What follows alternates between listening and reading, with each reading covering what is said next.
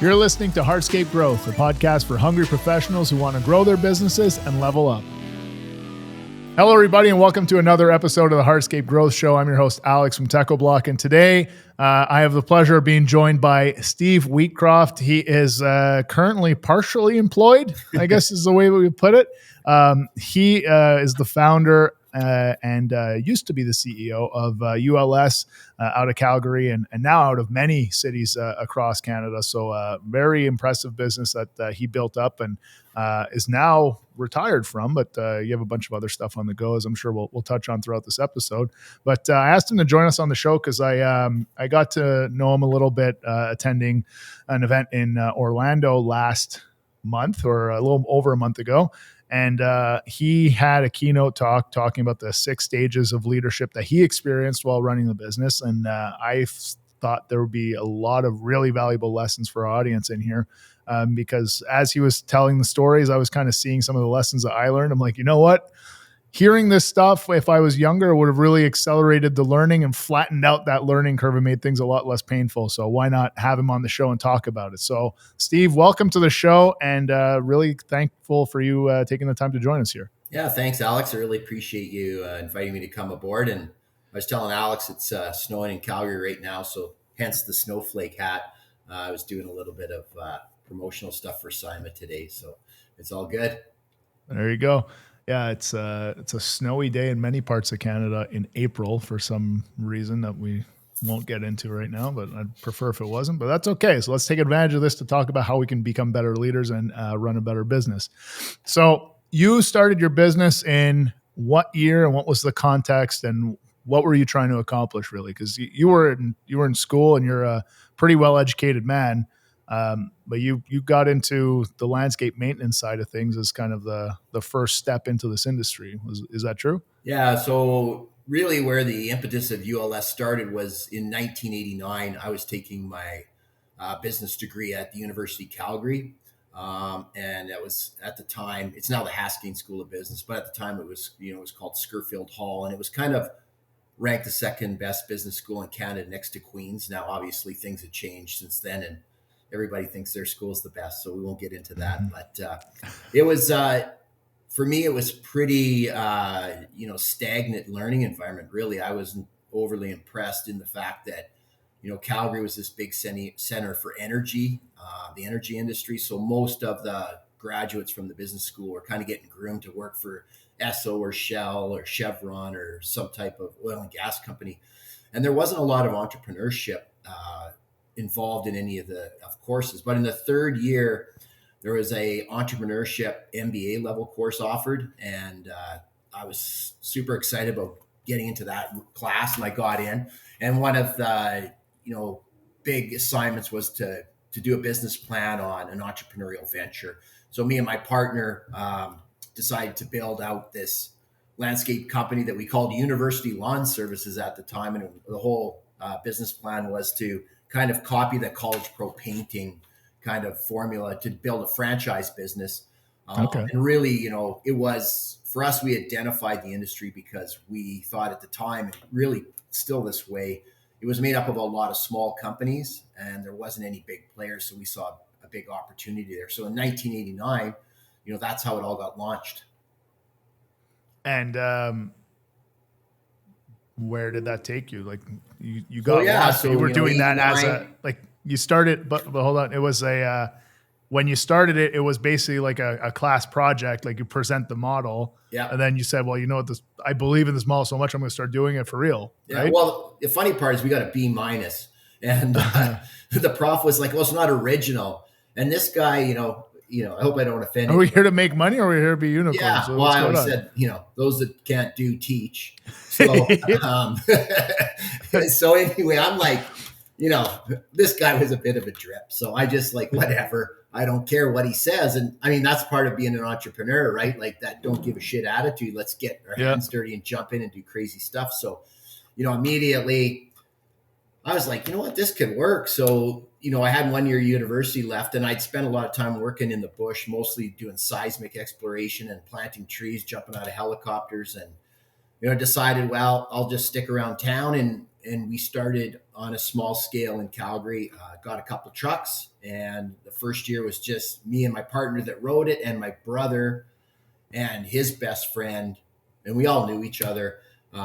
We all came together and started up this University Lawn Service with four of us, and three of us all played on the University of Calgary hockey team.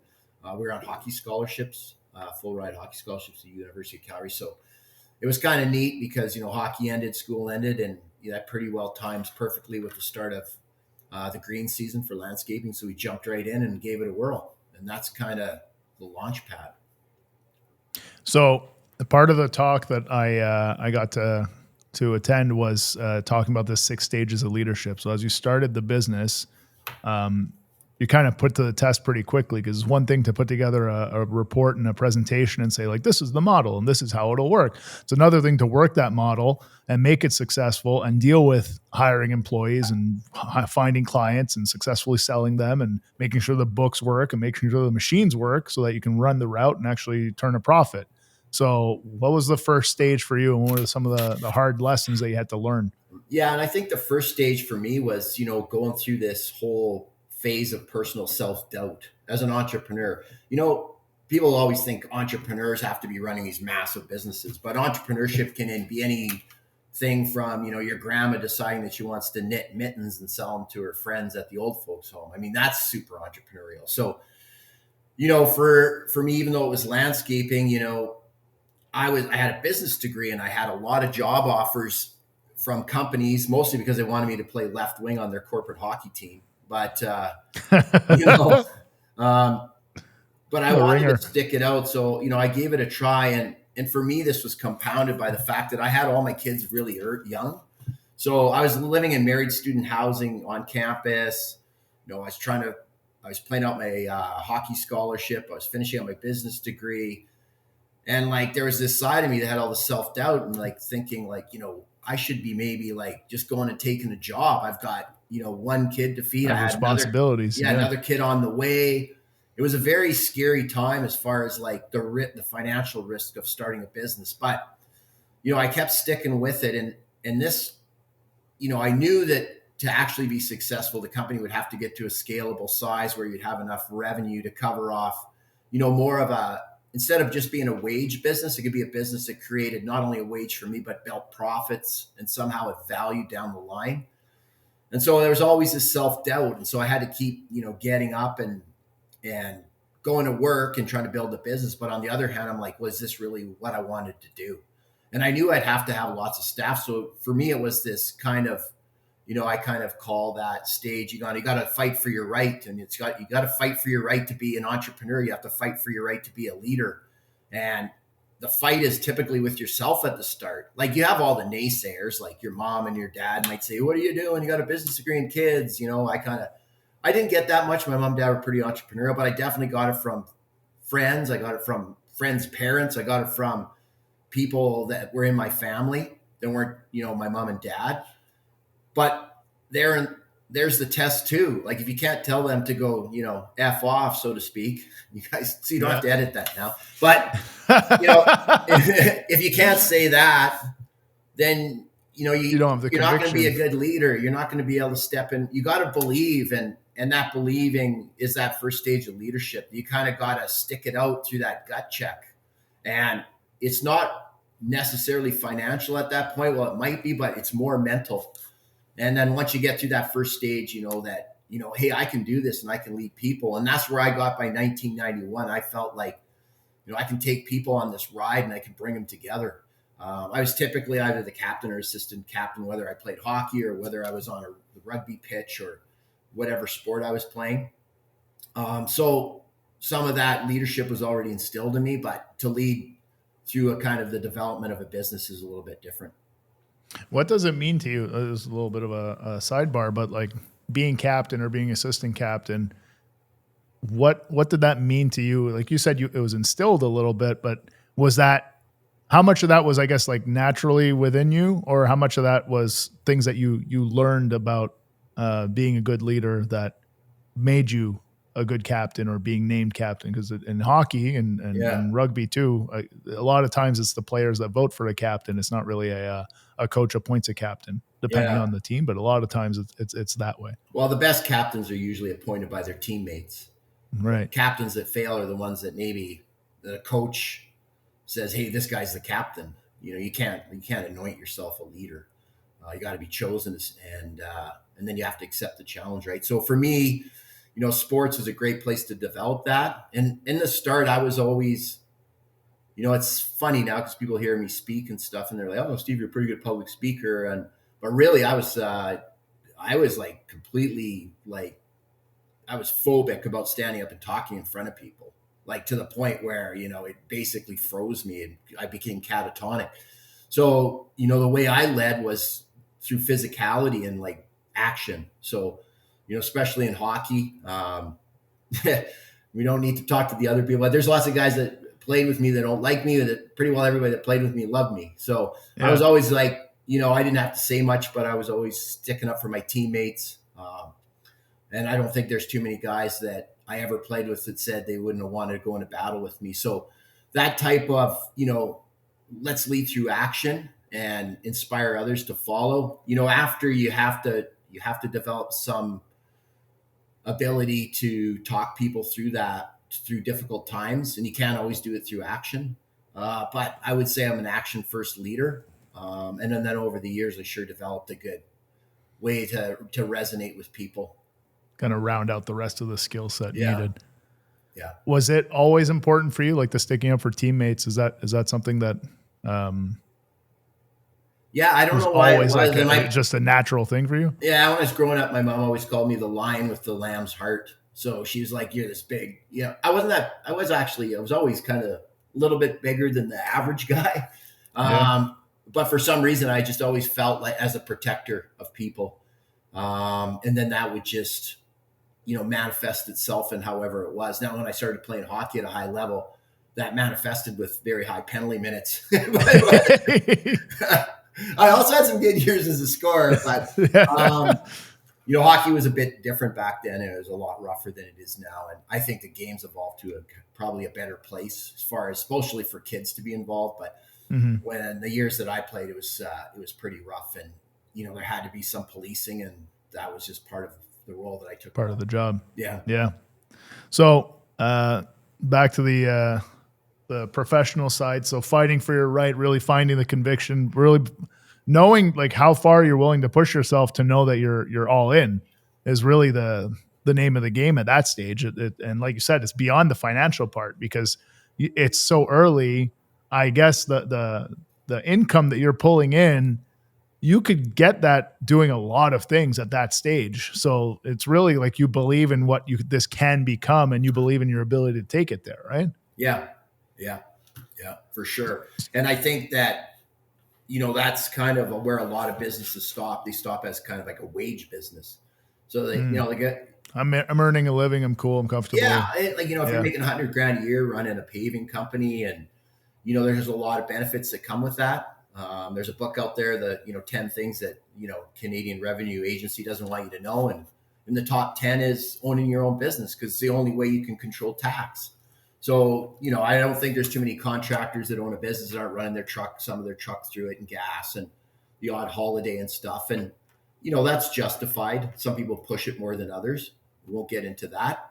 I like to call them niceties, not tax avoidance. But, so at that level of business, that's fine. But then there's that next level that comes where you have to start to really, think about it in a bigger way. And that's going to be through having more people work for you so you can leverage people and you can leverage equipment. Because if you're just staying small, all you can do is sell your own time. Mm-hmm. Yeah. So what led to you realizing you had hit that next level? It was time to start bringing in more people, start bringing more equipment. What was the motivation for that? Yeah, for me, it was like, so early in 1991, there was a huge storm that came in, and during the day I got really sick. I just got the flu, and I tried to keep myself pretty healthy because in the winter for the first 2 years, I was the only one that worked because my brother and his friend were younger than me. So they had 2 more years of their hockey scholarships. They go back and play. So I'm all by myself. And I was like, what am I going to do? Like I was thrown up in the toilet and, had to go out and do it. So I just said, you know what? I'm just going to have to suck it up. Like I could usually get the route done in about 8 hours. So I went out by myself. It took longer, and I spent most of the day, throwing up in the alley and cleaning off the decals on the truck because, I don't want them covered with vomit. And it almost became, it sounds kind of hokey, but it almost became spiritual in a way because you see those movies where the guy's going on I was so sick, I was dizzy and I pulled the truck over and I just kept going through it. And, my mom was mad at me and my wife at the time was mad at me. Like, you shouldn't be doing this, but I'm like, what am I going to do? And I finished it. And although it was just horrible, it was one of the most exhilarating days of my life, in the early days. And I just was driving home. It's like, I can't believe I did that. And I can't believe, 15 pounds lighter and I was white as a ghost. And I came home, but I felt pumped up. And that's when I went, I'm never going to put myself in this position anymore. Like I'm going to think about, building out the bench more, get more people. And that was really also the time where I said, you know what, I'm going to be all in on this. Like, why would I do this to myself if I didn't care this much about my clients and what I wanted to do? So I just forgot about all the other little things that creep into my mind before I went to bed about maybe I should go and do this or go downtown and work and take your corporate job. I said, I'm all the way in, I basically go home, burn all my collared shirts and let's get rocking and let's build a good landscape company. Right. So what were you looking for at that stage when you said, okay, this is never going to happen again. I need to build out a team that can support me so that it doesn't live and die with my personal ability to do everything in the company. What do you start looking for? Well, like as soon as you have to understand, especially like in this type of trades business, that it's very physical. And as you age, you're just going to wear out. People think they're going to be the same as they've always been. Like I'm getting close to 60 and, I still play hockey, but I can't play against 35-year-olds anymore. It's not that I wasn't a good hockey player, but it's just that I just can't physically do it. So when you realize that, you got to go, okay, I got to build a team, and to build a team, you got to start adding on revenue too, because there's a relationship between there's that. A cost associated. 100 employees that have $1 million of revenue. Like right. You're not going to make any money. So really, I started to focus on the crew leader position, and how do I find 5 or 6 guys that are going to come back every summer for maybe 3 or 4 years, and be able to run crews and that I can trust. And for me, it was pretty easy because back then there was a lot of athletes that I played with that needed summer jobs. And nowadays athletes typically won't work summer jobs unless they're pretty like 20 hours a week working at Lululemon. There's not too many kids that are playing in the Western Hockey League or the, OHL. Yeah, they're going to go sling a shovel and wheelbarrow. They're not going to because they're like, I've got to do training, every day. I got to be on the ice every day. This is in the summer and I got to go work out. And I'm like, work out? Like, why don't you come and landscape for 12 hours? This is working out. Yeah. You're going to get way better workouts. So for me, it was a little bit easier back then because labor issues weren't as big of an issue as they are now. So we really focused right away on, here's the crews we're going to run next year. And here's, 5 or 6 guys and ladies that could run them. And once we had that in position, it allowed me to back out a little bit and then start to really manage the business. Now, obviously they didn't know everything. So I would get pulled into the field and I would have to go back and do accounting, and I'd have to go out and do quoting, and I'd have to meet with the banks. So, this second stage of leadership, I kind of call it wear a helmet, take a bullet, because it feels like you're in battle every day and there's just bullets flying off your helmet. Like I used to have, I went, oh shit, I burnt all my collared shirts. I got to go back and buy some because I realized, shit, I got to meet with the bank because I wanted a line of credit or I wanted to get equipment financing. So I honestly remember, a few days doing the old chicken wash where you have a face cloth and you're wiping your pits down in somebody's backyard off their hose. You put the dress shirt on, you drive to the bank, you park your truck like 3 blocks away because it's covered in mud and dust. You run in there, you put the show on for the bank, and you come back out, you put the T-shirt back on, and you're back out in the field, pounding fence posts in. So this part of the business, though, you get to learn everything about it. And that's why I kind of call it wear a helmet, take a bullet, because you're in the battle with your team. And 2 things happen. You learn about all the positions of the company, and you learn about banking, and you learn about accounting, so that when you get past that phase where you hire maybe a CPA or an accountant, you can actually talk the language of it, and you can understand, and you can ask them for what you need. But it's an exhausting time of business building. And my mom told me something that was pretty valuable because, I had kids at this time and I felt a lot of guilt about, I'm putting so many hours in and I got kids at home. And today it's still like, I used to talk about it, I get all teary eyed because it is, that analogy, like my kids are all in their 30s now. And, I wish I would have spent more time. When I talk to them, all my kids remember is we spent lots of time with you. They never think of it that way. Because I would take them on Saturdays to do quotes with me. And that was the day they got Slurpees because their mom wouldn't let them get Slurpees. And, I would coach their hockey and I coached their soccer, and it was tough, but I did it. But a lot of times I was there physically, but I wasn't there mentally because I was just so busy. But my mom said, everybody's looking for balance, like you have to have a balanced life. And my mom just looked at me and said, that's bullshit. Don't buy into that shit. Like, that's what my mom told me. So it was weird. Like not too many people's moms would say that. And she goes, when you're trying to make this life for your family and you can't be half in, like you got to be there and you got to work your ass off.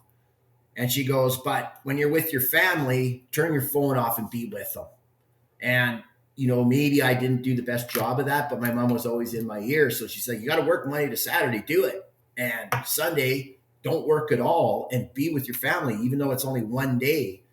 There's no balance. You're either all in with your family or you're all in with your business. And if you can find a little bit of time to maybe sit down with your kids and explain that to them or have these talks, I don't think that's bad. I would often say to my kids, and nowadays it's really bad. Like I have parents that if they miss a kid's hockey game, they just lose their mind. And I can remember telling my daughter, like, I can't be at your soccer game because I need to work.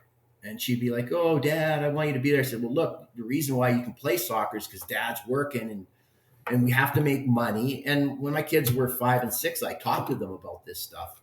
And a lot of parents try to shelter their kids from that. But I just said, this is just how it is. And this is the reality. I said, me missing one soccer game and me being at the other, 24 isn't a big deal. And my kids started to realize that.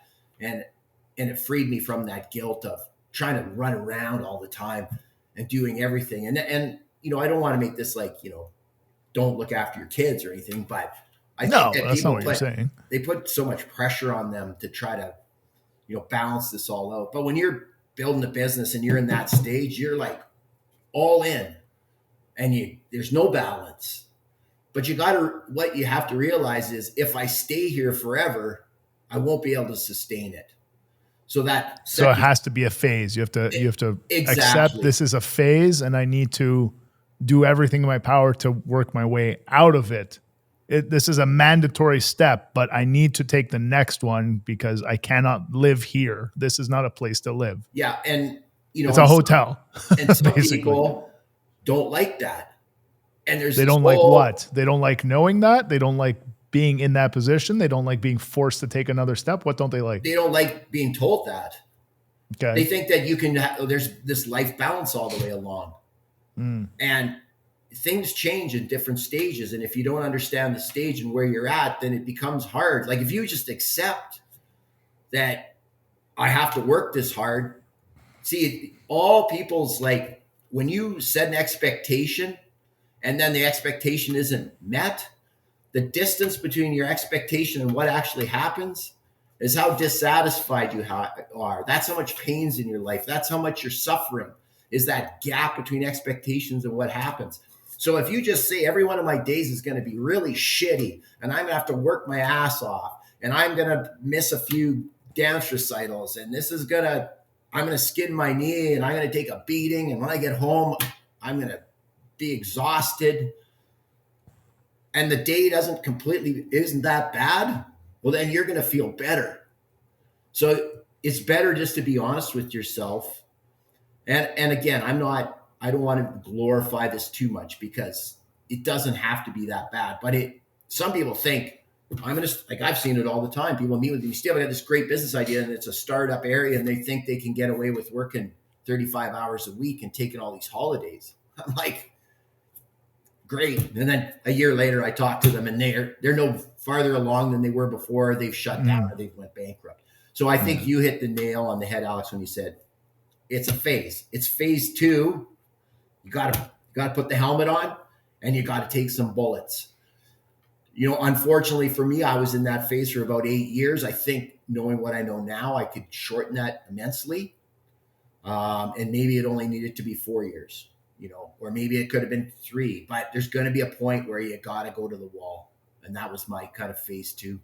This episode is brought to you by Proseco. Today's homeowners expect low to no maintenance for their outdoor living space, and Proseco's line of specialty hardscape products are the answer. They're designed to go beyond basic cleaning and protection for pavers, slabs, walls, and coping, and help hardscapers stand out from the competition. Whether you're dealing with stubborn rust or hard water staining, or need lasting protection from water, salt, graffiti, or just everyday wear and tear, Proseco has a wide range of solutions for every challenge. Some of my favorite protectants are Paver Enhancer, which really makes colors rich and vibrant, and Salt Guard, which will protect your client's investment in even the harshest winter climates. Plus, their new adhesive is one of the strongest glues I have ever used. Visit Proseco.com or TechnoBlock.com to learn more and connect with your local rep for samples and job site training opportunities. With Proseco, elevate every stone, every project, every time. So what is the next phase, and what are the steps I need to take out of there? No, yeah. Now knowing that you could have shortened that timeline, maybe. Well, what happened with me is I said I'm not doing this anymore. It was just that clear. I'm going along. It's crazy how that happens though, eh? You just hit a wall where you're no more. Yeah. I don't care what it takes. I'm going to figure out a different way. Yeah. And it's kind of I'm not taking this shit anymore. And the shit was all perpetrated by myself. People blame everybody else. It's their fault. I have to do this because my employees didn't do this. And, my wife said this and this and that. That's all bullshit. You're responsible for yourself. And if you don't feel good about where you are, you should maybe look at yourself because it's your fault. You can do anything you want in life. Just understand there's consequences. And if you don't like the consequences, remember that you're the one that's signed up for them. So, going to phase 3 of leadership is, I call it delegation builds the nation, because you can't build a great company or a larger company unless you can delegate. And people that word delegation is overused now. So everybody says it. So, people are like, oh, great, Steve, stage 3. You're not telling me anything I don't know. But great. Yeah. Get someone else to do the job. That's what I tried to do when I hired people. But I also think a lot of people lie about delegation. So they say I'm delegating, but they're not. So they say I'm going to delegate, but their actions don't show the delegation. So, actions speak louder than words. So when I say a delegation, I was I'm just leaving them in the field and I'm not going to go look. And I started to do things in Calgary, for instance, how the city monitors issues and bylaw infractions is through 311 calls. So if somebody builds a 6-foot high fence, 6 foot 6 inches, that's against bylaw. The bylaw in Calgary is a 6-foot 2-inch fence. If it's 1 inch over that, you have broken a bylaw.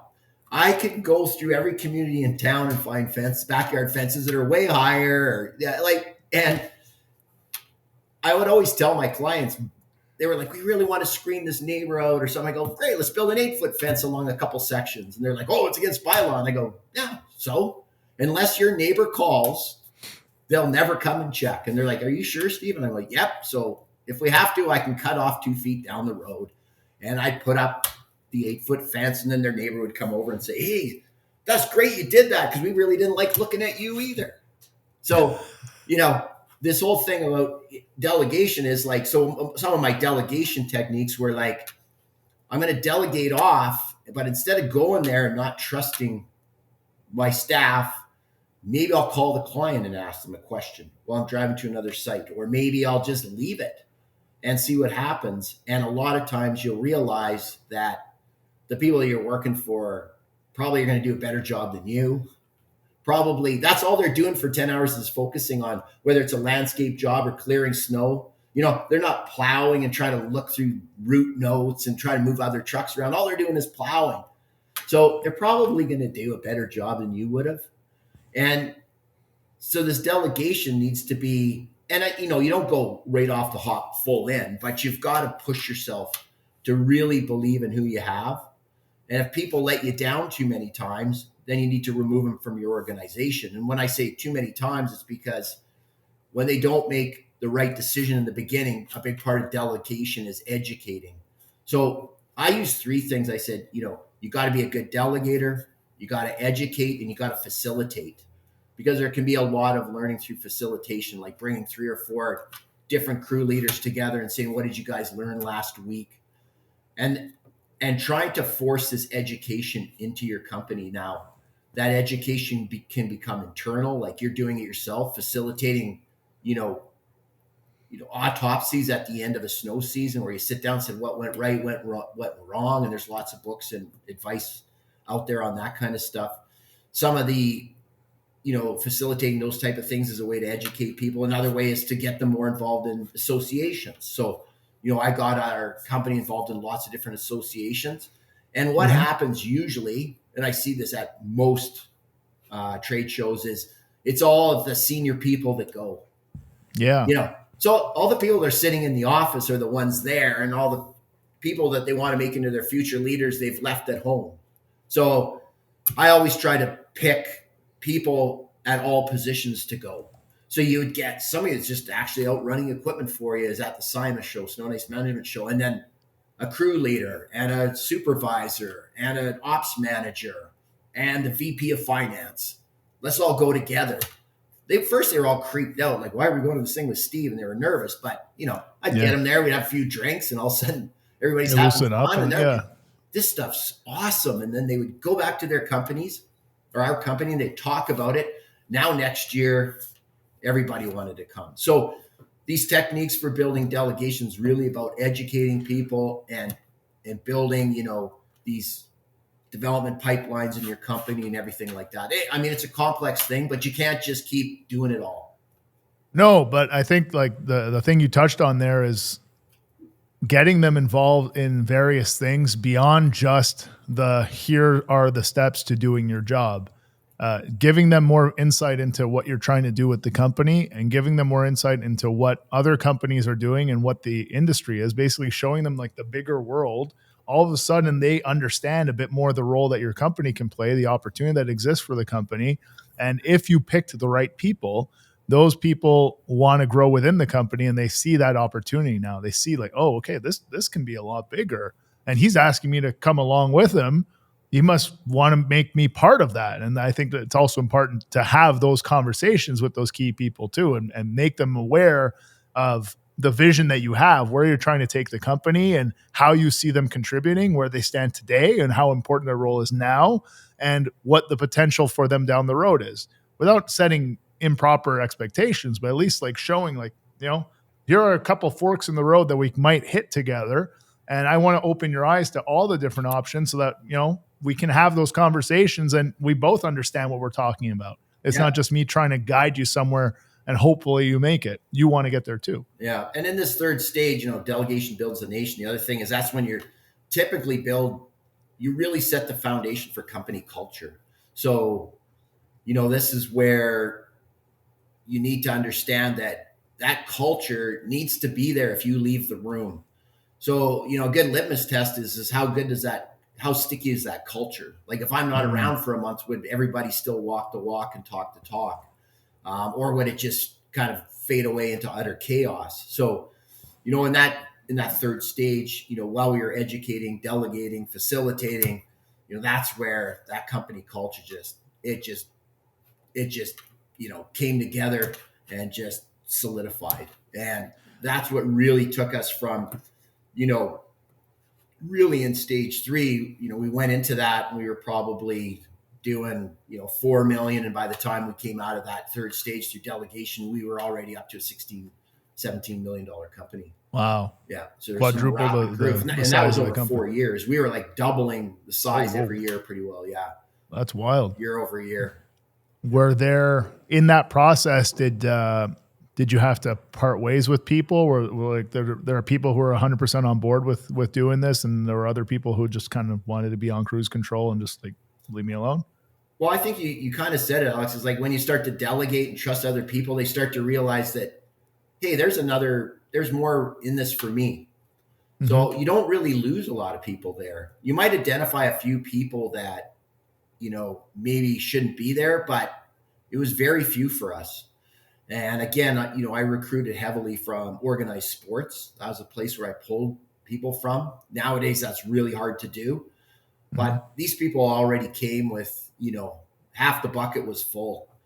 They had the character, they had the work ethic, they had They have the grit, they have the crazy people that just they kind of got off on like, you cut 20 lawns, well, I'll cut 25. Like, you thought you could shovel that fast, I'll kick your ass.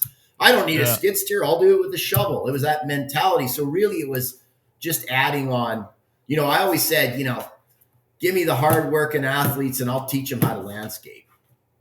So where do you find those people now? I know you're not running the company now and you're not actively hiring people now, but what is it?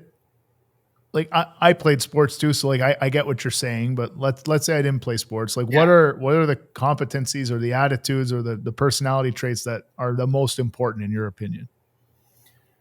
Well, I think that you got to look at when you go to hire somebody and you try to hire people that, live in the good part of town and live in a nice house and, mom and dad drive them everywhere they want and they get the brand new iPhone when they're 12. Hey, good luck getting them to come out and be a landscaper. We also, some of my best employees I got from the 4-H club, which is kind of like the agriculture kids, I call them.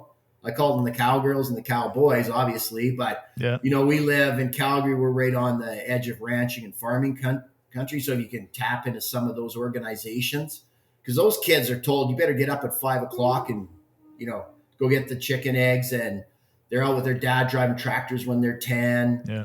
And if the sun's up, softened a little bit, but they're still a lot. They got some backbone, I'll tell you. I hired, if you looked at, we had most of our employees came from kind of lower income areas because their mom and dad were blue collar workers. And, they said, get out there and landscape. So when you have these open, and I don't want to discredit, there's lots of, kids that have money and it turn out great, and I don't want to go into that whole, new generation of kids. Cause I think there's lots of great kids out there nowadays. They're just harder to find, I mean, when I grew up, there was no like, hey, you had to cut down your screen time. There wasn't even cell phones. I didn't even have email the first 3 years of ULS, and we didn't have cell phones the first 4 years. It didn't exist.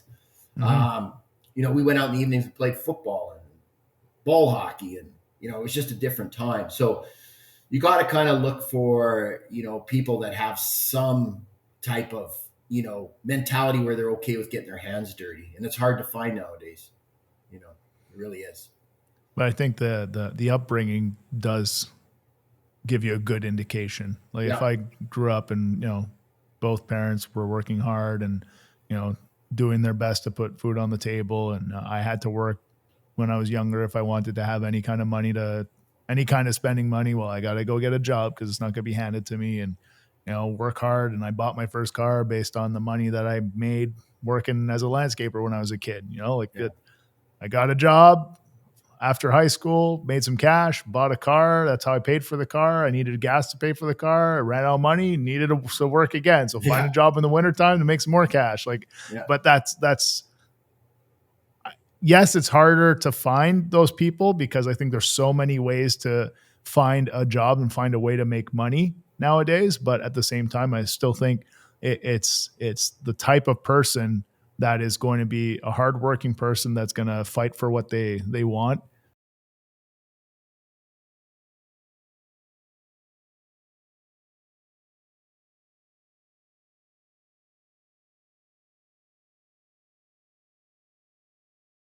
Find in my experience like this, they're close. They don't have everything you need, but they look like they're going to go through a wall to try to figure it out. Okay, I'll give you a shot. Well, I kind of have this joke now that not a joke, but kind of this situational comedy that I do where, and I call it the rise of the blue collar worker. And, it's kind of like, the guy needs to get some bricks fixed on his chimney. So he's like, hey, Joe, I need you to come over and fix some bricks. What would it cost? And Joe says to the doctor, well, it's $100 for each brick, and then $1,400 for me to show up and remortar them in. And he's like, and the doctor goes to Joe, are you kidding me? That's more than I make. And he goes, yeah, because there's 100 doctors in this town, and there's only 2 guys that can do masonry work. So go, slams the phone down. And I think that's coming.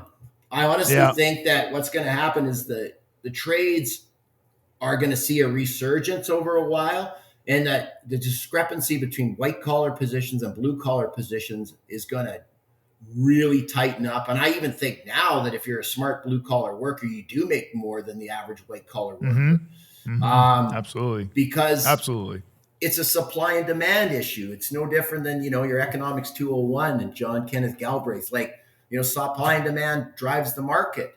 And this is one of the things that I talk to a lot of landscapers about, snow and ice management guys, is like, don't give away your work. Yeah. Like, a lot of people do not understand their value. Well, there's an underlying fear of not getting the work. So they go lower than they need to because they want the security of, I got it. Yeah. And they because there's a risk, right? The higher your price, the greater the chances are that you don't get the work. So that's where it becomes a whole other conversation of, well, what's the supply and demand on your leads and your prospects coming in, which is, again, that's a whole other topic. But right. I agree with you 100%. Like, this trade is one that undersells itself every single day. And it's flat out an argument when you challenge them to sell for more. Like, you should be charging more for your work. Well, you go out there and try to sell it for more. Well, I know it can, because I talked to this guy who sells for twice as much, and he's doing the same friggin' job. So what is the gap? It's understanding what you're worth in the marketplace. It's having the confidence to do that. And really, everything that you've talked about so far is a big key to that, because if you can't get your head out of the trench of building and digging and doing all that stuff, you can't see the rest of the opportunity around you. Mm-hmm. So it's perfectly normal to think, oh, this is the best that I can get for my work. You have no other perspective. Yeah. Well, and a lot of people get caught up in their own head, and they don't. And I look at people and I just go, and I'm sure people look at me and the same thing, right? Like, I just recently took up pickleball because my wife, and I was like, I'm this big athlete, I'm going to kick ass. And like, I got 70-year-old women that got me like laying on the ground because they can't get their shots, and I'm getting worked. I was like so frustrated. It's so frustrated. And finally, my wife, like, she's just addicted to pickleball.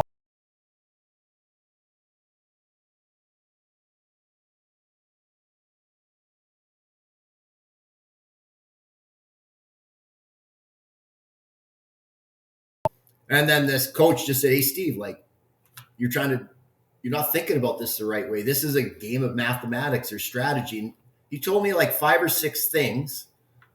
And I went back and I probably improved twice as much in like 2 days.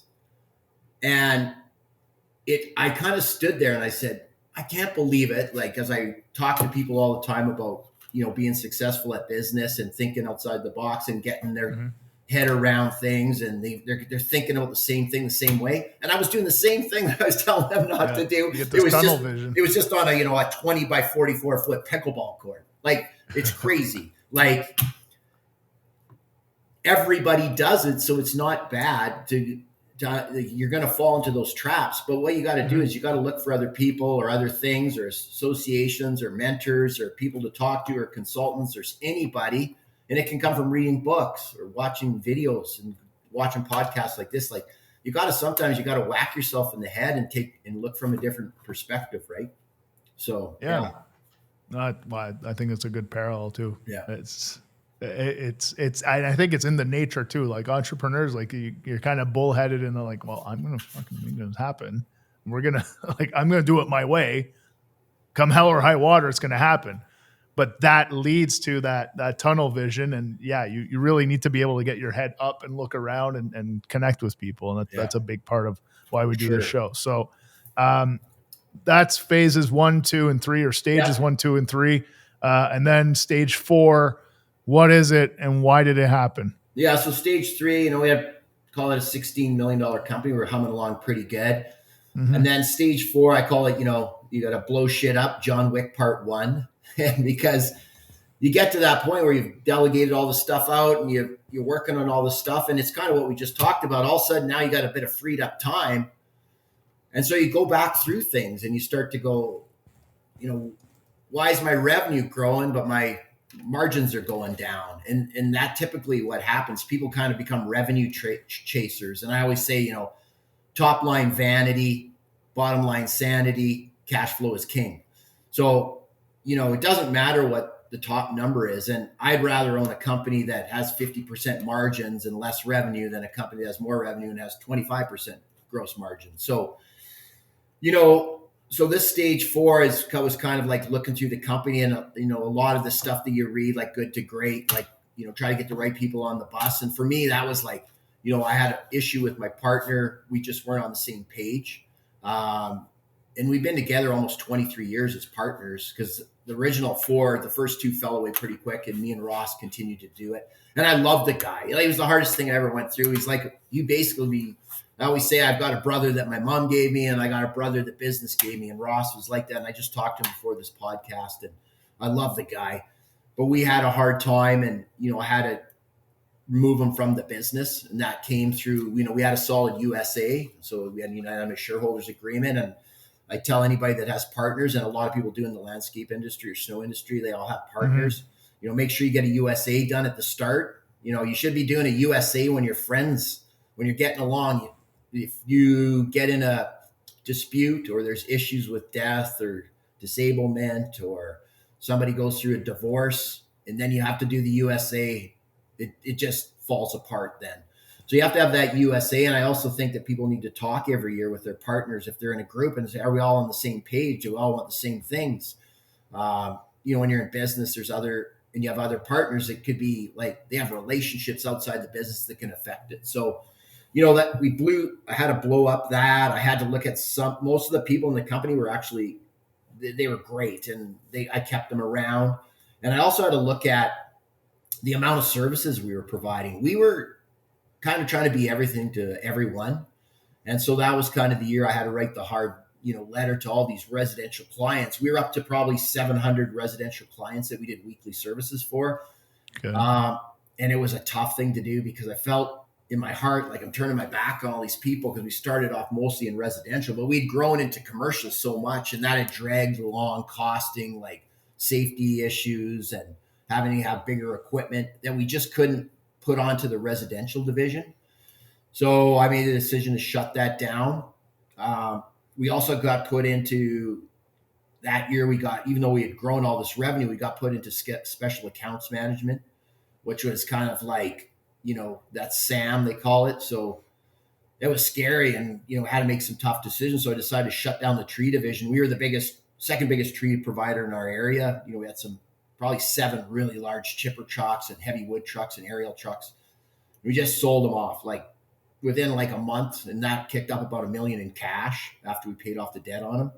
And we plowed that back into the business. So the stage 4 of leadership is to understand. So you got this all delegated out.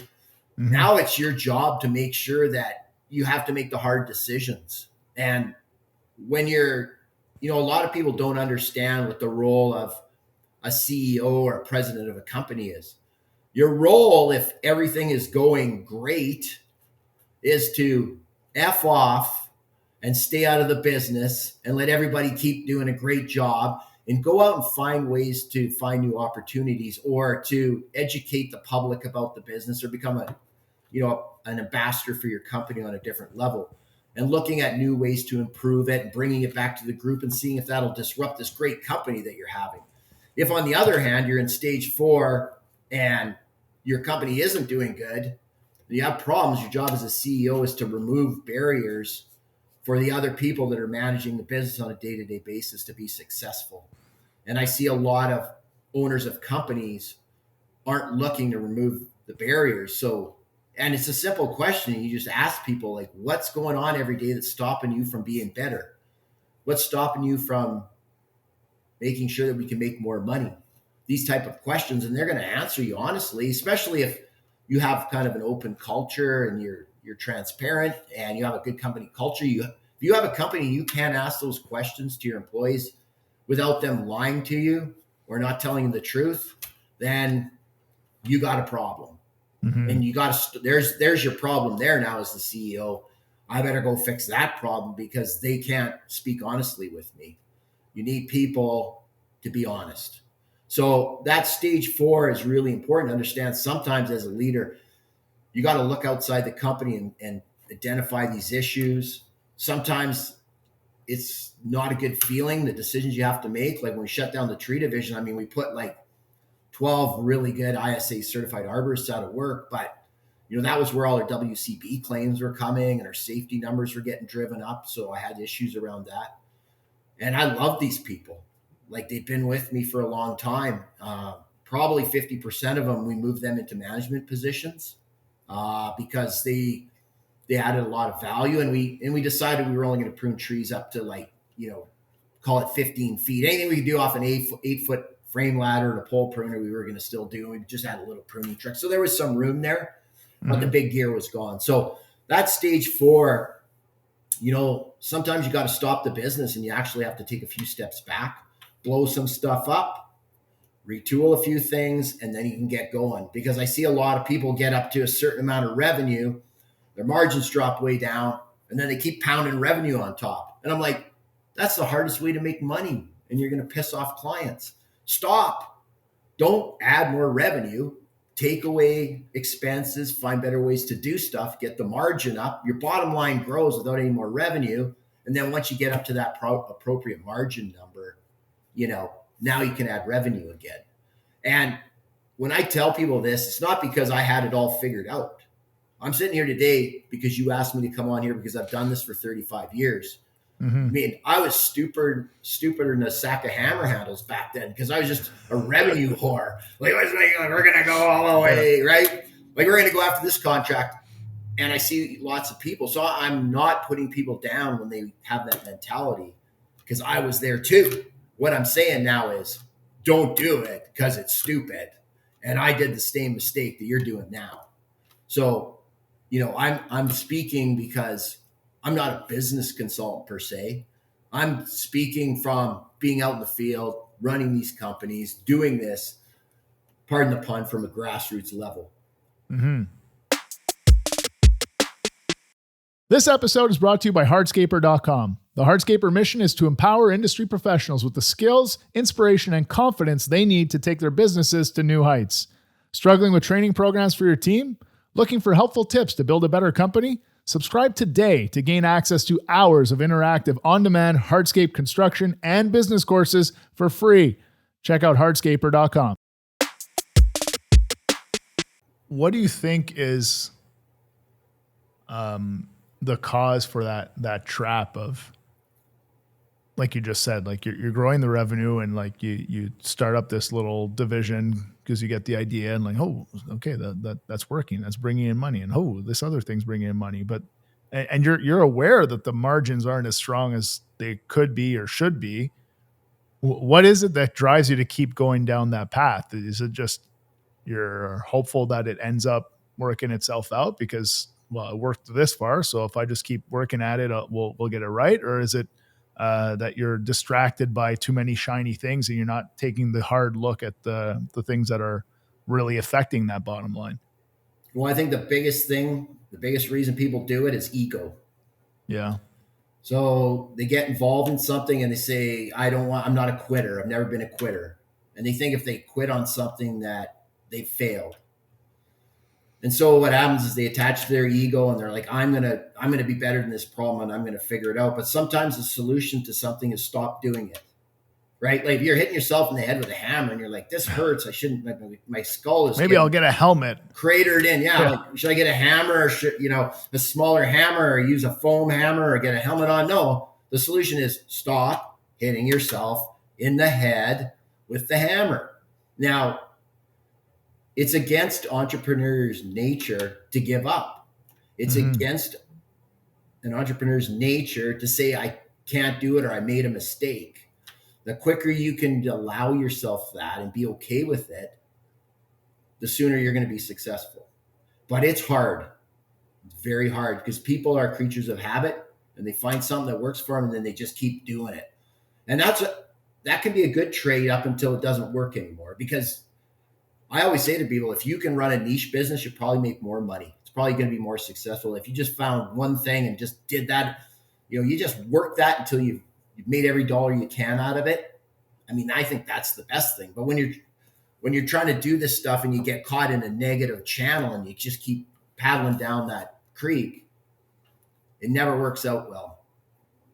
So you drill in, you look at the numbers, you start to realize, okay, there's some divisions of the company that are not doing what they should.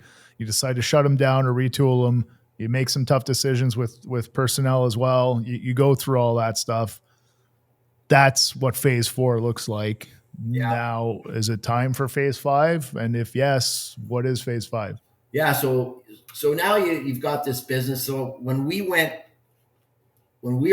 kind of finished up phase 4, we were right around, call it $22 million company. And so when I went into phase 5, I was like, okay, we've blown all this stuff up. And I'm thinking, well, it should be a bigger explosion for phase 5. But, I quickly realized that I was a pretty rammy leader. And I say that not in a bad way, but I would say that kind of like, if you ever see Braveheart or Patriot, and it's always Mel Gibson for some reason, he grabs the flag and come on, we're going to conquer. And a lot of physicality in the leadership stuff. So I said, you know what, I got to become more cerebral. So I kind of look at this, 5th phase as KISS, like keep it simple, stupid. And kind of like John Wick's got to evolve into Neo from the Matrix. Like I got to use my mind more than, words all the time. And I think that's when you can kind of change from being a motivational leader to being an inspirational leader. And there's a big difference in that. Motivation is like, get going, a lot of yelling. And I didn't yell a lot, but it was kind of that, it's a different feeling when you're trying to motivate people. When you inspire people, you kind of stand back and you kind of try to find that one thing that'll bring everybody together. And sometimes it's just simple words or, a simpler concept that everybody can gravitate. So you have this group, maybe, at the time we were at around 175 employees and we're starting to have all these, we took away some services, but people were like, what are we about? And what do we want to do? So because now there's a little bit of an identity crisis that's forming, right? Yeah, and it happens, right? I mean, everybody goes through that. Like somebody that's 15 years old's a lot different when they're 25 and they're a lot different when they're 55. Mm-hmm. So we were growing, right? In 22 minutes. So I said, look, I just came up with a simple thing. We talked about it at the conference, how I got there, but really I came up with this idea I called 50M thinking. So I said, that's all I'm going to say now. So I got a shirt that said 50M think and a baseball hat that said, drink beer and 50M think. And I got a big statue of the Easter Island and put it in the reception area. And I stuck 50M all over this thing. And people thought I was nuts. And this was going over a 2-week period. And I think some people got what I was talking about. But most people were like they were all like bamboozled by what I was doing. So we would have these big town halls every 90 days. And I knew one was coming up. So I was kind of setting everybody up. We had this town hall and this one lady that worked for us stood up and said, Steve, I know you're talking about 50M. It's 50M thinking. It's $50 million thinking. You want to be a $50 million company. And I was like, Janice, you're right. You nailed it. And, everybody was kind of like, it's kind of was almost deflating. Like, what? Like, that's it. And I said, yeah, but there's some new rules. I said, I don't want you to talk to me unless it's, the idea can run a $50 million company. I don't want to bid on contracts unless they're $50 million company contracts. So don't talk to me. So they all kind of laughed because I'm a little bit of a joker. And then about 2 weeks later, a guy came up to me and said, Steve, like, I was thinking we should go and bid on this and do that. And I said, John, get out of here. I said, what are you doing? You're an idiot. Now, it sounds bad, but I was laughing, and I delivered it in a way that was comical, and he laughed. I said, it's not 50M thinking, that's $20 million thinking. Get out of my office. And, like, everybody laughed because I did it super loud. Yeah. Kind of out where, 30 people could hear it. And I, played it up. I could have won an Academy Award for the scene. It was a little bit of an Al Pacino, right? So anyway, So then people started to go, hey, well, we can't think like a $22 million company. We got to think like a $50 million company. So everything started to evolve to, how we recruit, how we're going to acquire equipment, how we're going to run the crews, how we're going to start to expand on, learning opportunities that would sustain a $50 million company. So for me, it was just that. That's all we talked about. So now you're up to that stage to 22 million. There was just complexity and all this stuff coming on. It was like complexity was on top of the coffee table, and I just took it and I took my arm and all the dishes went off. Wiped though. Yeah. And then all that was sitting on the thing was, a little Buddha statue with, holding up a $50 million company kind of placard saying that's what we're going to be. So it's almost like it's kind of like ripping the rearview mirror off your car too. Like what's in the past is in the past. That's where we are. This is what we have now. Yeah. I want to be there. So let's talk only about how do we get there now. That's right. I mean, when you get in a car, the windshield's bigger than the rearview mirror for a reason. Like you should be looking forward most of the time. So so that was, and to everybody, it almost became a breath of fresh air because it was a simplification of where we were going. And as a leader, and as you get farther up in companies and you run bigger groups of people, your only job is to kind of set the weather vane on where we're going and to make sure that everybody that's along for the ride believes it. And that those that don't, you have a way to make sure that you can change their opinion or maybe listen to their opinion, and maybe you're off by 2 degrees or 4 degrees and you can keep righting the ship a little bit, but you need to be able to hit a fairly accurate assessment of where you want to go. So as a leader, like I said, that gets to be a super important thing, because when you get up to that 200 people, what are you going to do? Like you get up in the morning, I know. You have absolutely no ability to do anything to control things. You think you do. And again, your ego's telling you, well, I can do everything, but you won't ever be able to do it. You got to look again for the problem. And the problem is, how do I make sure everybody understands where we're going? So that's kind of the, stage 5, I think. Yeah. And just like on the $50 million thinking, what are some of the, like, what were some of the things that stood out in terms of like ideas that people brought to you or things that came out of it that were from the team and not from you? Even if it's just one example of like, you know what, that's a brilliant idea. Yes, you're right. We need to do that. Yeah. So we moved to a new facility and it was beautiful. So my vice president came to me and he said, Steve, let's stop going to meetings at anybody's, like if the city phones us up or the government and they want us to come out and say, no, we prefer to have you come to our facility so we can kind of show you around. So wouldn't you want to see what we have for equipment? Wouldn't you want to see, our people in the training room? And people be like, sure. So when we moved to this new facility, like my VP said, we're only going to have people come to the building. That's it. Now, sometimes they'd say, no, you have to come here because that's the policy. But 90% of the time, the people would be like, this is awesome. We get to leave the office and we're going to go to this landscape company. They didn't know who we were a lot of times. Sometimes they did. Yeah. But then none of them had seen our new facility. And when we moved in, I told when we were setting up the office and kind of decorating it, I said to everybody, we're not putting up one award. And we had won about 56 awards by then. And no articles on the company, no awards, nothing.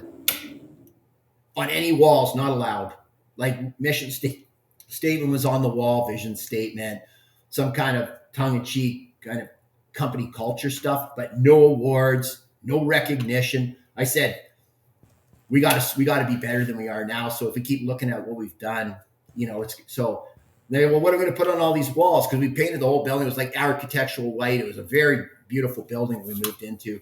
I said, no, we're just going to put up abstract art.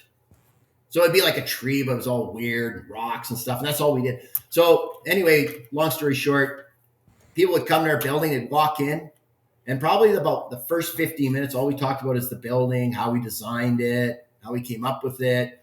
They wanted a tour of the building. The city actually asked us if they could send their consultants over to look at our building for one of their new buildings. And then we'd go through this, like, we never thought we'd ever see a company like this in this space, and your trucks are so beautiful, everything's lined up. And then there's an hour and a half meeting, the last 20 minutes, be like, hey, no problem, we want you to bid on all our properties and we'll get you the contract over tomorrow.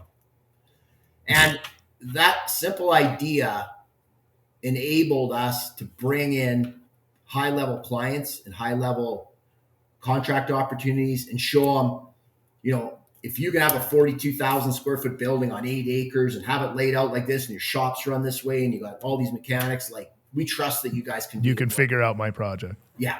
And it was a game changer where we went from, getting, $500,000 contracts at a time to getting $5 million contracts, $10 million contracts. Wow. Yeah. And it was simple, but it was very effective.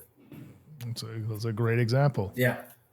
Okay. So now you've kind of gotten yourself out of the way. People are making decisions and bringing great ideas to the table. The company is growing by leaps and bounds. You've simplified and trimmed all the fat and cut off all the branches that were just draining energy and not really contributing to the overall health of the company and the growth. Now what? So now stage 6. So it's, I had some other businesses I had started up just because I backed away enough now that, idle hands are the devil's tool. So I have something else to do. I had a president and a VP, and then, head of accounting, which CPAs, a couple. And so I had some really good people working us. We were probably like 200 people. And I got a call from private equity. I didn't think I was ready to sell. We did meet though. And then my senior management team, we all decided that we wanted to go ahead and sell the company. Now, at phase 5, when we went into that phase 550M, thinking now we had been another 4 years, we're up to 31 million.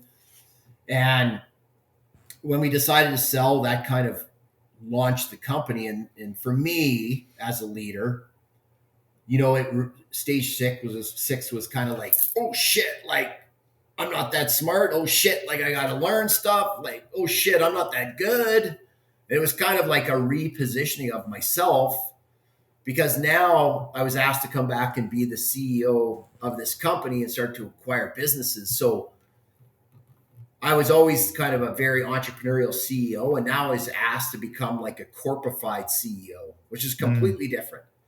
It's a completely different seat to sit in. It feels completely different.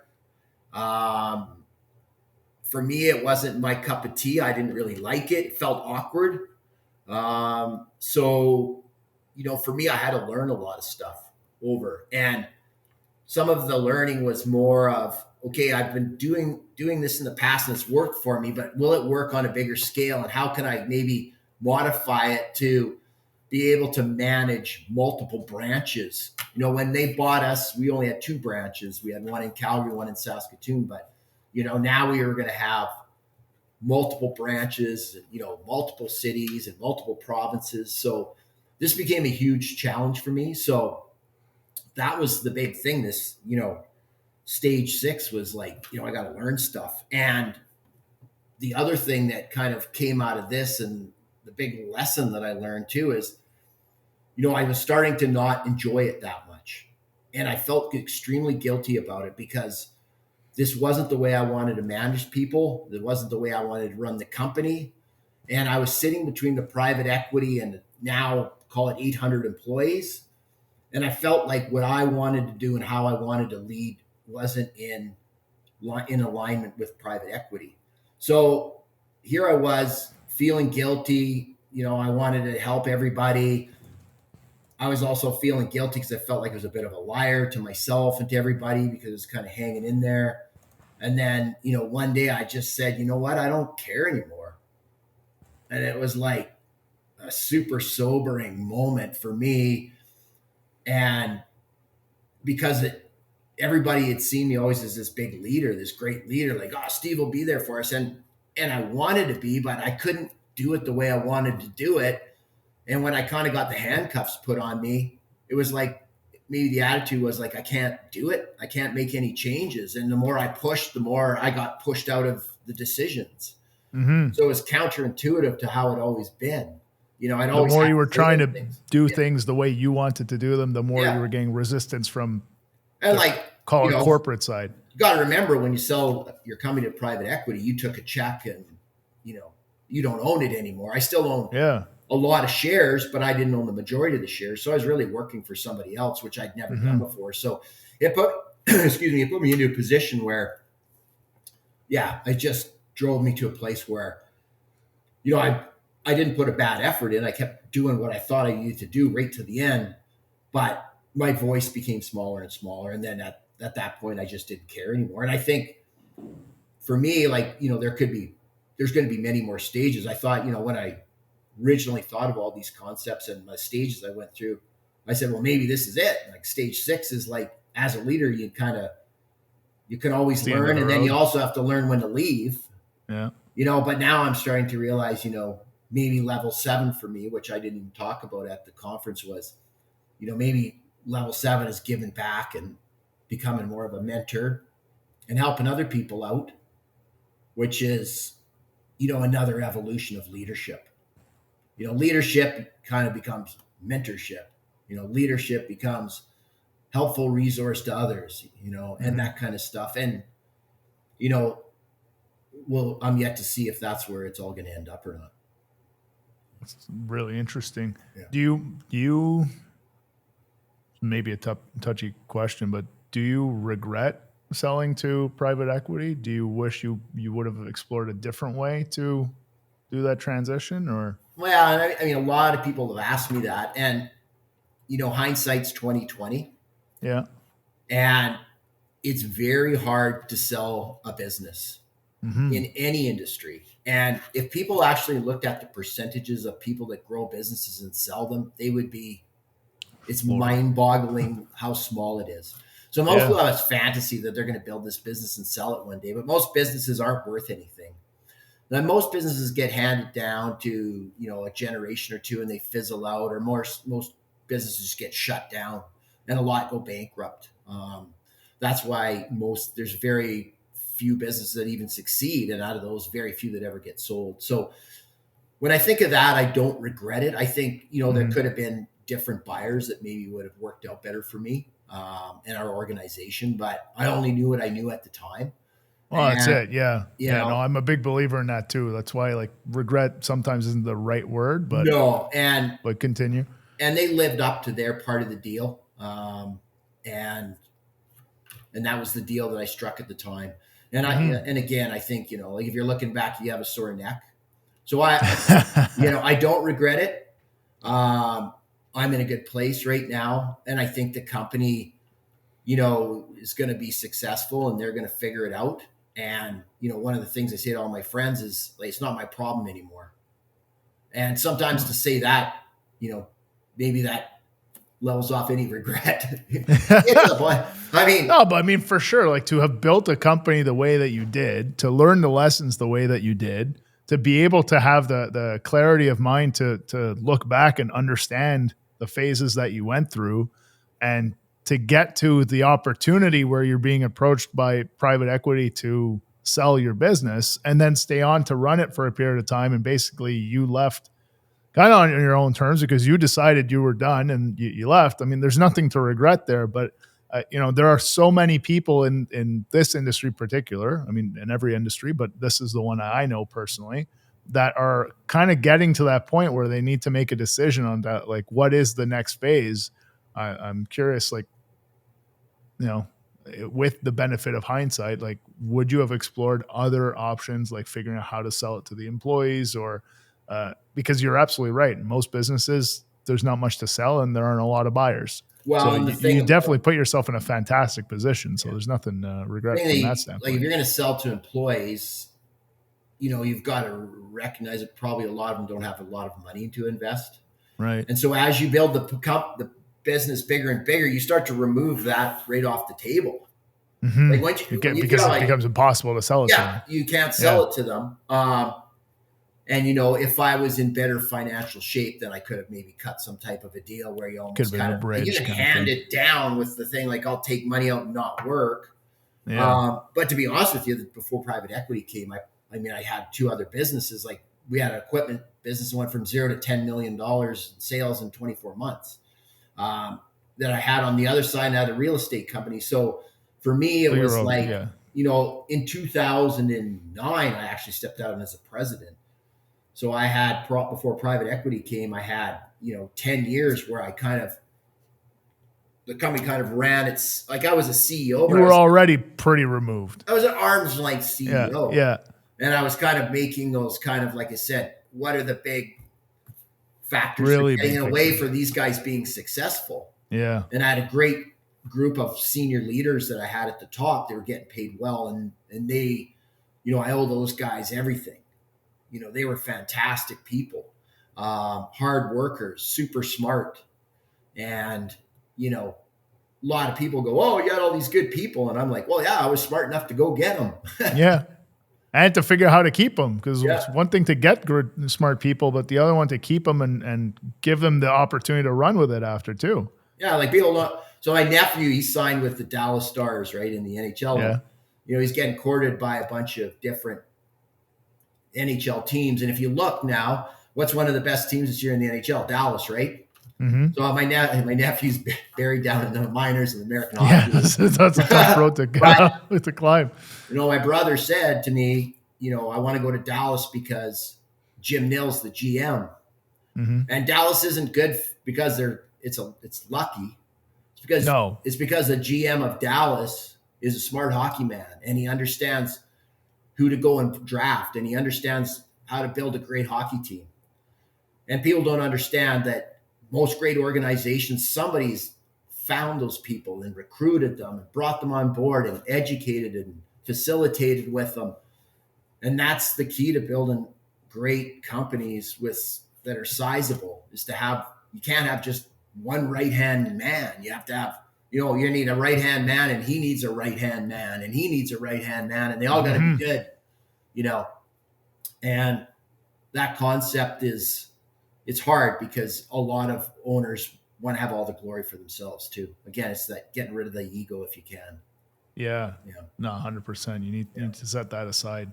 And I'm a big believer in that too. Like the right hand, I need a right hand. The right hand needs a right hand, because otherwise the right hand's going to be overwhelmed because I got too much on the go. Yeah. Like you need to be able to have that, but you also need to be able to bring those people in. And to do that, you need to, everything you've talked about, and literally everything we've talked about on almost all 100 episodes of the show that we've done, these are all the pieces that create the environment that allow you to do those things. And it's really, this has been super insightful, because even though I listened to the talk, like I'm picking up a bunch of other nuances in the journey that you had. And it really is impressive when you think about what you built, how you built it, and the journey of self-realization as you were going, where you were realizing I need to make these changes, because very early on you put the ego aside and you said, for the good of the company, this is what I have to do. And I need to make these decisions. And even the final decision that you made was ultimately for the good of the company, not for the good of yourself. Yeah. And when you make those types of decisions, the company can only flourish, because you're removing yourself from the equation. You're just, this entity needs to live. I gave birth to it and I need it to grow and thrive. What do I need to do? Very cool. Yeah. No, it was great to talk with you, Alex. It's awesome. Yeah, this was a lot of fun. Is there anything you want to add, or any parting words for young contractors who are listening to this? It's, as a grizzled vet who's been through the trenches and made it out the other side. Well, it's funny because when we were down in Orlando, I got to meet some really great younger guys that are way farther ahead than I was at their age. And it's very impressive to see this next group of people in this industry. And it is rolling up a little bit. So it's getting, I think you're going to see it roll up a little bit more. And then there's going to, I don't think that there's room for national companies as much as people think. I think people still want to buy from regional providers. Again, we could do a whole show on that. So it's highly impressive, to see these younger guys, and for the people that are, most people will be younger than me. And, I just want to wish you guys all the best, and keep, plowing through it and working on things and reading and talking to mentors and picking up any type of information you can need and get involved in associations and listening to podcasts like Alex has here. It's awesome place for information. So I just wish everybody a great spring season coming up, and hopefully everybody has a fantastic year. Awesome. Great. Steve, if anyone listening to this wants to get in contact with you, what's the best way for them to reach you? They could probably just reach out. Like, I have a pretty simple email, just sbwheatcroft@gmail.com. Okay. That's the one that I just kind of use for this type of stuff right now. Perfect. Yeah. Okay. Well, like I said, really, really thankful that you joined us on the show. Really appreciate you giving so much of your time and sharing so much of your experience. And until next time, everybody, work hard, pave harder, and we'll see you next week on the Hardscape Growth Show. You've been listening to Hardscape Growth, a podcast for hungry professionals who want to grow their businesses and level up. Each episode is all about taking the next step in running your business, so make sure you never miss a show by subscribing on your favorite podcast player. And if you're finding this information to be useful, help others in your position discover us by giving us a star rating and leaving a comment. We'll see you next week.